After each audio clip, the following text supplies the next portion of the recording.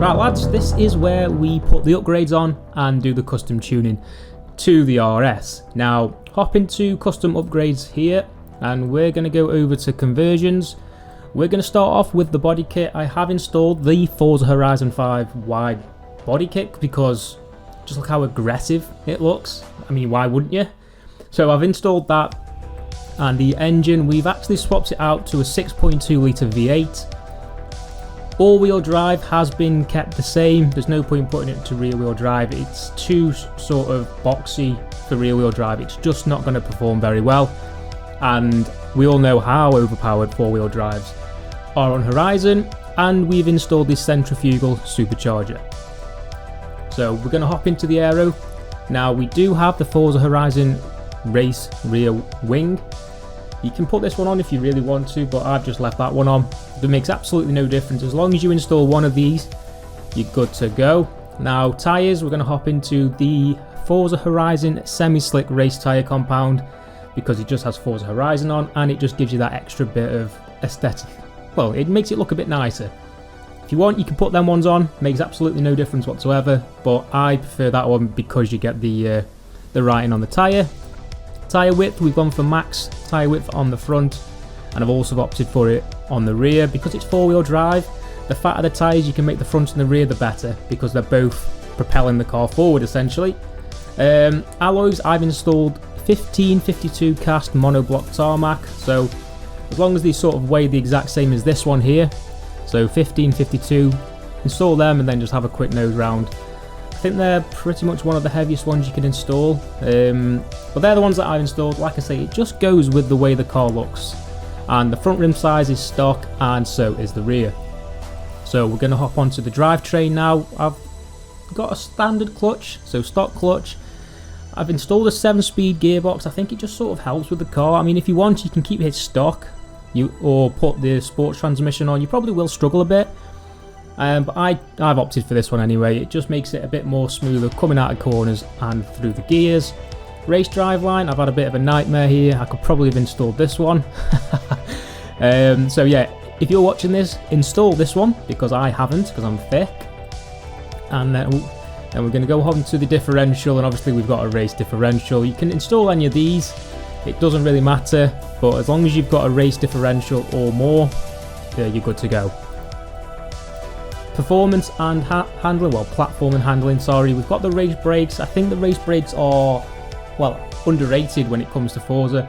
A lot of tunes don't use them because of the PI gain you get, but it just changes the car completely. You can brake so much later, and you can gain a lot of time. Race spring and dampers, so we can obviously, well, make the car work, essentially. Drift and off-road, avoid them unless you're solely going for an off-road or a drift car.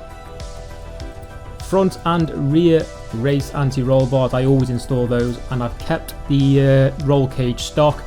I don't really want it, it just adds weight, and the kind of tuning that I've done will negate that kind of body roll anyway.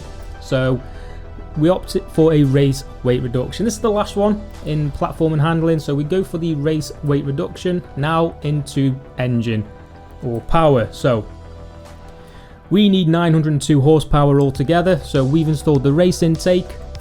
We've then opted for a race fuel system, race ignition, obviously go for the race exhaust as well. If you can do it, always go for the race exhaust first because it does give you a huge weight decrease. Race cams and valves to give us that extra bit of top end speed that we need. Stock valves, so I've kept the valves stock. The engine block is stock as well. So is the pistons and compression, and we've put the race centrifugal supercharger on the car.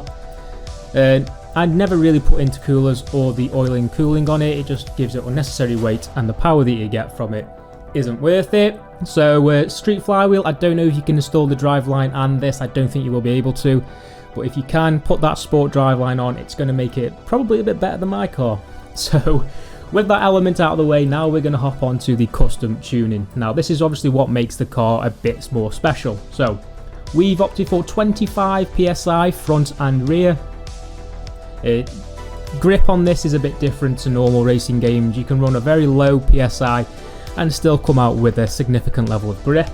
So 25 front and rear. These are the gear ratios. So I've got 3.5, 4.15, 2.69, 1.9, 142, 112, 0.95 and 0.8.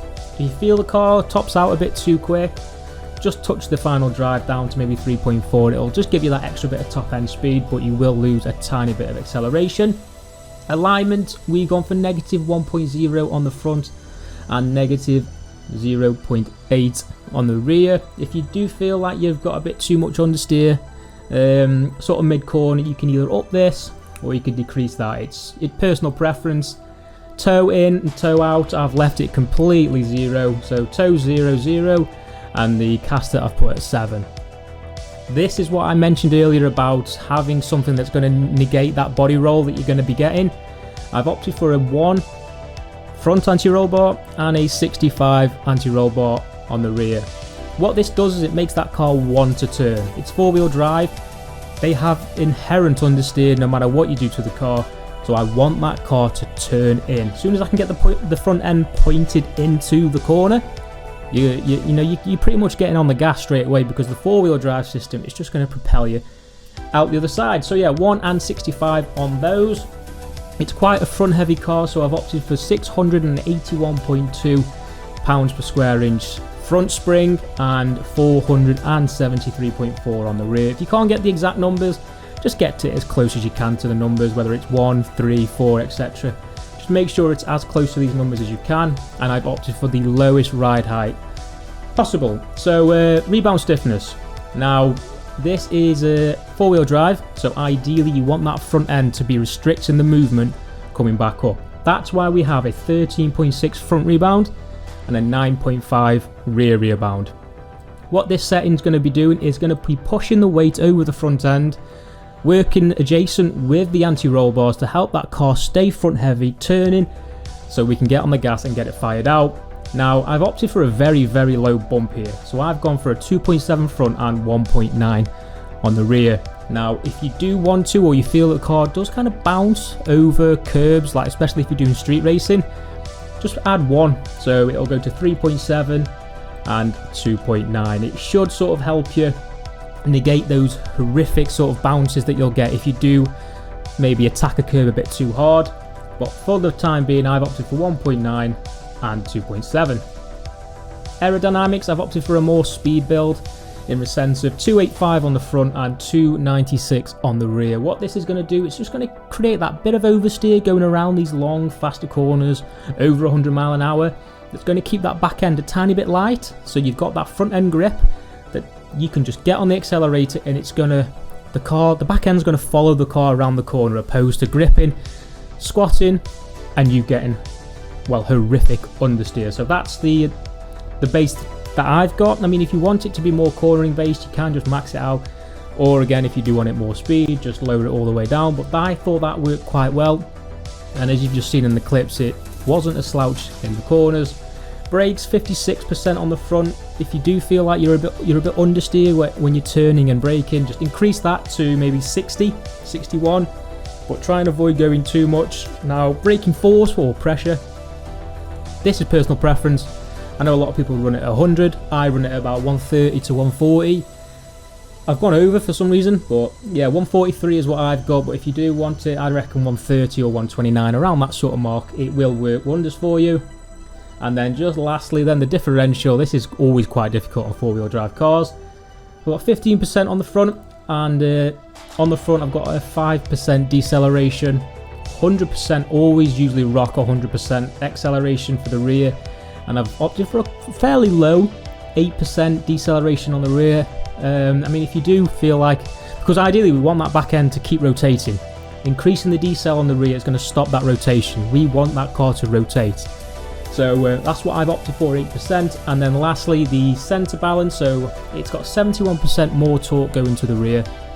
If you feel like the car does sort of understeer when you get on the gas for your likings, for me it's absolutely perfect. Really easy to control, and very, very easy to guess what the car's going to do. If you want to up it to about 77, 78, that's going to put even more power to the back wheels and make it a bit more turny and oversteery coming out of the corners. But guys, that's my Ford RS. If you do have any other cars that you want tuning or anything like that, please let me know in the comment section down below. But other than that, guys, you've been absolutely, well, it's been a pleasure to do this for you. Take care, always look after yourselves, and stay tuned for more.